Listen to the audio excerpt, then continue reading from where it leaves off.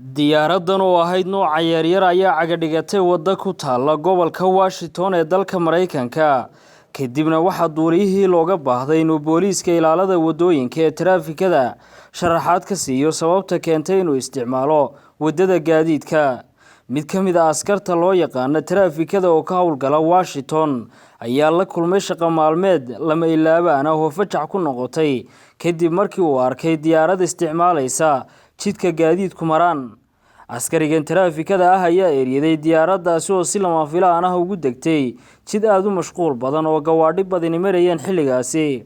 muuqaal lagu shaaciyay bogga BBC-da ayaa laga arkayay askariga oo markii uu yimid diyaaradda qaraacaya daaqadii duuliyaha waxaanu lahaa fadlan i tus shaatigaaga iyo sharciga diiwaangelinta ayuu askarigu weydiiyay duuliyihii diyaaradda.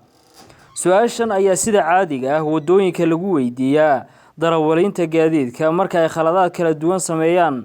duuliyaha diyaaraddaasi ayaa si degdeg ah u dejiyay sababo la xidhiidha shidaalka oo ka go'ay diyaaradda awgeed. ma jirin cid ay waxyeello ka soo gaadhay dhacdadaasi fajaca ku noqotay bulshada caalamka. daawade fadlan haddii aad nagu cusub tahay subscribe saar channelkan.